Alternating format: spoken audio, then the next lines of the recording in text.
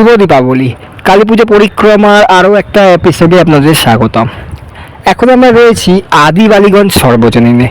এখানে দুর্গাপুজোর পাশাপাশি কালী পুজোও কিন্তু অনেক বড় করেই করা হয়। তো দেখতেই পাচ্ছ সামনেই প্রতিমাটিকে, এবং প্রতিমাটির রূপদান করেছেন কিন্তু প্রদীপ রুদ্রপাল।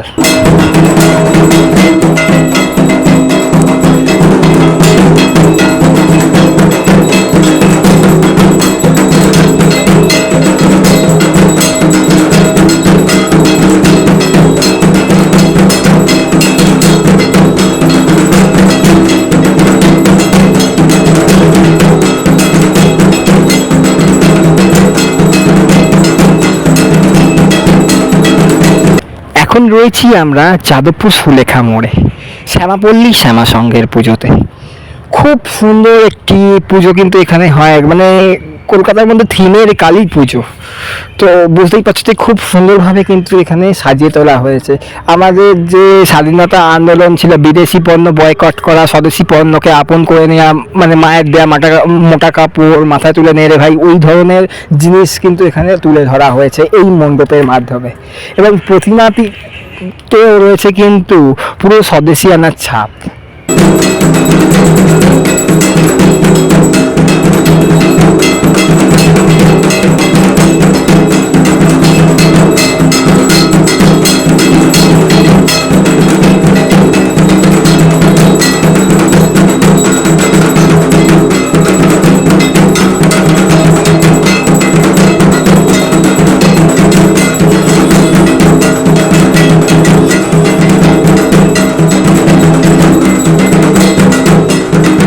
কলকাতায় এত রিয়েলিস্টিক একটা কালী প্রতিমা বোধহয় প্রথম।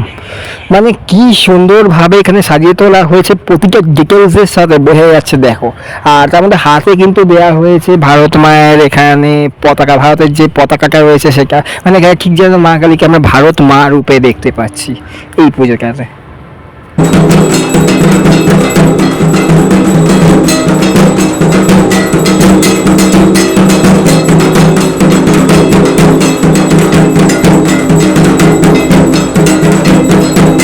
ঘুরতে ঘুরতে চলে এসেছি কসবার দীপক সঙ্গে। কসবার রত্তলা মিনি বাস স্ট্যান্ডে হয় এই পুজোটি। গত বছর থেকে পুজোটি বেশ বড় করে এবং জনপ্রিয়ভাবে করে তোলা হচ্ছে। তো এই বছরও কিন্তু এখানে করা হয়েছে বেশ বড় করে। কুমোরটুলি থেকে আর্টিস্ট এসে এই প্যান্ডেলের মধ্যেই প্রতিমা নির্মাণ করেছেন, এবং বাইরে কিন্তু বাঁশের এবং বেতের বেশ কিছু কাজ আমরা দেখতে পাচ্ছি।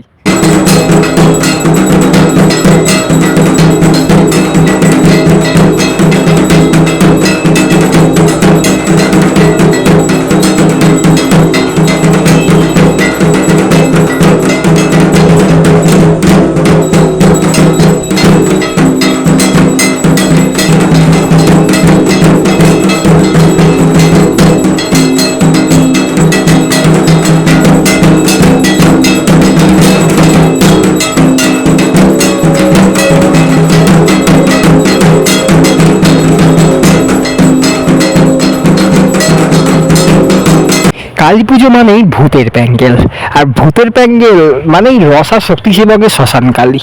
তবে এই শ্মশানকালী কিন্তু আছে জীব। রসা শক্তি সেবক সংঘ, রাতের বেলা এখানে যাওয়ার সাহস আমার আর হয়ে ওঠেনি, তো তাই জন্য দিনের বেলায় গেছিলাম। তাই ভূতের যে লাইটিং শো এবং ভূতের যে মানে শোগুলো রয়েছে, ড্রামা শোগুলো রয়েছে, সেগুলো কিন্তু দেখাতে পারলাম না। তো তার জন্য সরি চেয়ে নিচ্ছি। মোটামুটি প্যান্ডেলটা ঘুরে দেখালাম। এই যে অন্ধকার ঘরগুলো, এখানে কিন্তু ভূতের শো হচ্ছে সন্ধ্যেবেলা করে, যেখানে মানুষেরাই সেজে গুজে মানুষকে ভয় দেখাচ্ছে। খুব সুন্দরভাবে কিন্তু সাজিয়ে তোলা হয়েছে মণ্ডপটিকে। আর প্রতিমা তো সেই প্রতিমা, মানে দেখলে জাস্ট চোখ ধাঁধিয়ে যায়। সুউচ্চ এক প্রতিমা, মানে একদম কালী মায়ের যে রূপ সেটা কিন্তু ফুটে উঠেছে এখানে এই রসা শক্তি সেবকের পুজোতে।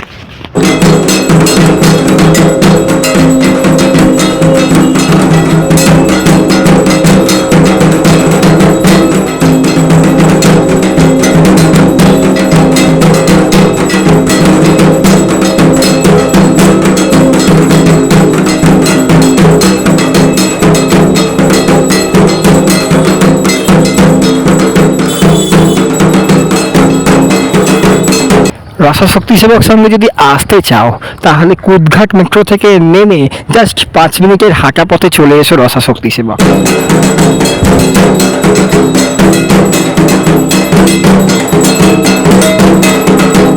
এখন রয়েছি 4 নম্বর আজাদগড় ফ্রেন্ডস ক্লাব ময়দানে। এখানেও কিন্তু খুব সুন্দরভাবে সাজানো হয়েছে কালী পুজোর এই প্যান্ডেলটিকে, যদিও এটি দুর্গা পুজোর প্যান্ডেল। এই বছর নেতাজি নগর চত্বরে একটি খুব সুন্দর পুজো হয়েছিল নেতাজি জাতীয় সেবা দলে, সেই মণ্ডপেই কিন্তু হয়েছে কালী পুজো। মণ্ডপটিকে আবার নতুন করে ইনগ্রেট করা হয়েছে, খুব সুন্দরভাবে কিন্তু সাজানো হয়েছে, সাজিয়ে তার মধ্যেই করা হয়েছে কালী পুজোটি।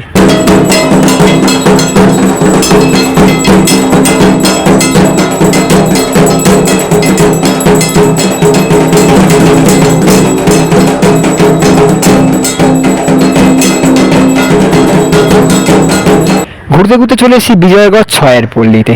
বিজয়গড় 6-এর পল্লীতে প্রত্যেক বছরের মতো এবছরও কিন্তু হয়েছে থিমের কালী পুজো। তো এই পুজো মণ্ডপে তুলে ধরা হয়েছে সেই আমাদের প্রতিদিনের নিত্যবহ জীবনকে, মানে সেই আমাদের কোনো একটা কিছু টানে ছুটে চলেছি, কাজ থেকে ফিরে বাড়ি থেকে আবার পরের দিন সকালবেলা ঘুম থেকে উঠে কাজ, মানে সেই যে ইঁদুর দৌড়, সেটাকে কিন্তু এখানে তুলে ধরা হয়েছে। তো এখানে পরিষ্কার মানে তুলে ধরা হয়েছে এই যে 2 থেকে 3 দিনের আমাদের পুজো, আর পুজো এনজয় করে আবার তারপর থেকে সেই ডেলি রুটিন স্টার্ট, মানে সেই মানুষ বাসে ট্রামে চড়ে দৌড়চ্ছে, সেটাই যেন পূজা মণ্ডপের মধ্যে কোথায় যেন উঠে আসছে একটা।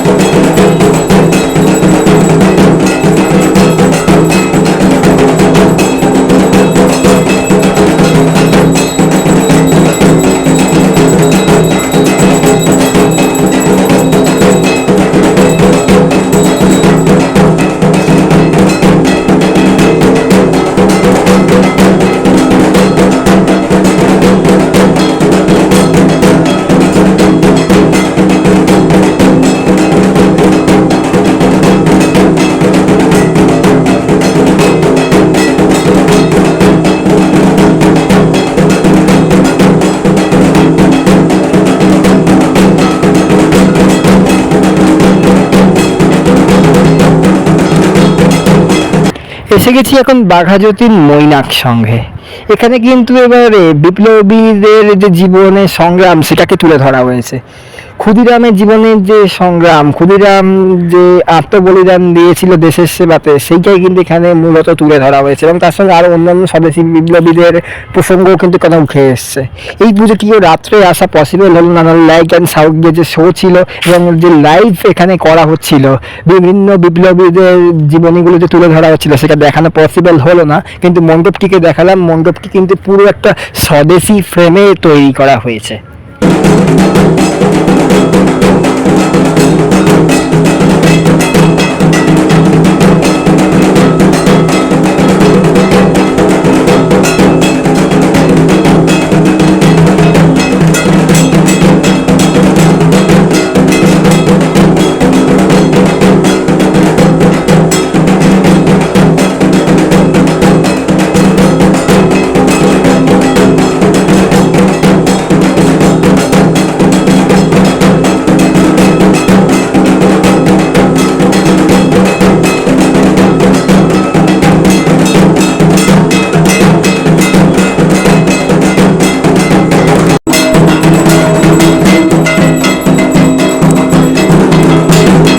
পৌঁছে গেছি এখন শ্রী কলোনি সমাজ সংঘতে। এখানে কিন্তু এবারে শিশুদের নিয়ে থিম করা হয়েছে, তাদের এবারে থিম রয়েছে কালজয়ী। আর এখানে ঢুকলেই প্রথমে একটা জিনিস চোখে পড়ার মতন, সেটা হচ্ছে যে শিশুর থেকে পুরনো আর কিছু হয় না, সত্যিই তো তাই। তো সেটাই কিন্তু এখানে তুলে ধরা হয়েছে, এবং পুরো মণ্ডপটি যদি দেখো, সেই বাচ্চারা ছোটোবেলায় যেমন রং করে, অয়েল প্যাস্টেল কালার বলো বা মোম রং বলো, সেটাই কিন্তু এখানে মানে সেইভাবেই যেন মণ্ডপটিকে সাজিয়ে তোলা হয়েছে। এখানে দেখতে পাচ্ছি যে সেই কালী মূর্তি আঁকা, ছোটোবেলায় ঠিক যখন আমরা আঁকা শিখি তখন যেভাবে আঁকি সেইভাবেই কিন্তু উপস্থাপন করা হয়েছে এখানে মণ্ডপটিকে।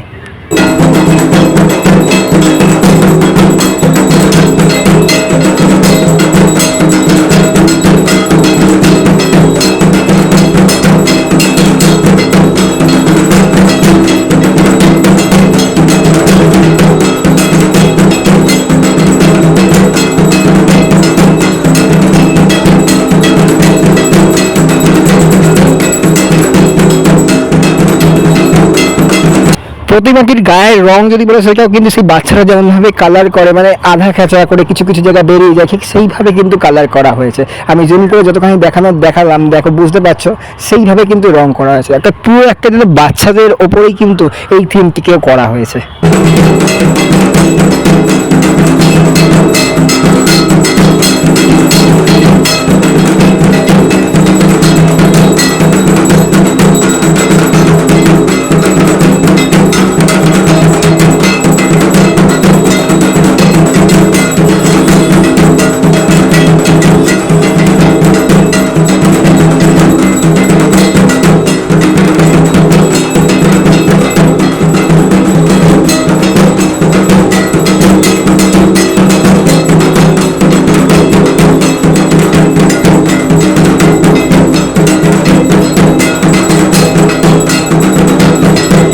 অবশেষে উপস্থিত হয়েছি আমার ঢাকুরিয়ার তরুণ মহলে।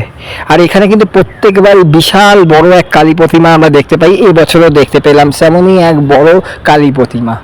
তো খুব সুন্দরভাবে কিন্তু প্রতিমাটিকে ডেকোরেট করা হয়েছে এবং খুব সুন্দর কিন্তু লাগছে দেখতে, একদম সাবেকি সাজ। তো আমাদের এই কালী পুজো পরিক্রমা কেমন লাগলো সেটা জানাতে ভুলো না কমেন্টে। দেখা হচ্ছে পরের পর্বে। ভালো থাকো, সুস্থ থাকো।